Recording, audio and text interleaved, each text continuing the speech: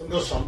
எந்த சூழ்நிலையையும் மனதை சந்தோஷமாக வைத்துக் கொண்டும் எது நடந்தாலும் அதை இயல்பாக ஏற்றுக்கொண்டால் மனம் மகிழ்ச்சியில் இருக்கும் என்கிறார்கள்.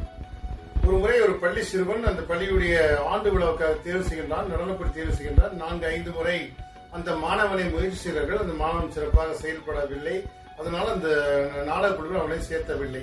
அந்த கலை நிகழ்ச்சியில் அந்த மாணவன் பங்கேற்கவில்லை. மாறாக சந்தோஷமாக முயற்சியில் வந்தால் வீட்டுக்கு வந்தவுடன் அப்பா அம்மா கேட்கிறார்கள், ஆண்டு விழாவுக்கு நீ என்ன செய்ய போகிறான்னு கேட்கிறார்கள். உற்சாகமாக பயிர் சொன்னான். நான் இந்த ஆண்டு விழாவில் சிறப்பாக நடந்தவர்கள் பார்வையாளராக நின்று கை தட்டுகிறேன் அம்மா என்று சொன்னாராம். இந்த அப்பா 2 பேரும் இந்த பையனை தட்டி கொடுத்தாராம். ஒரு வாய்ப்பு கிடைக்கவில்லை என்பதற்காக அவன் கலங்கவில்லை. எங்கே கிடைக்கிறதோ அந்த வாய்ப்பை பார்த்து மகிழ்ந்து கைத்தட்டி ரசிப்பேன் என்று சொன்னாராம்.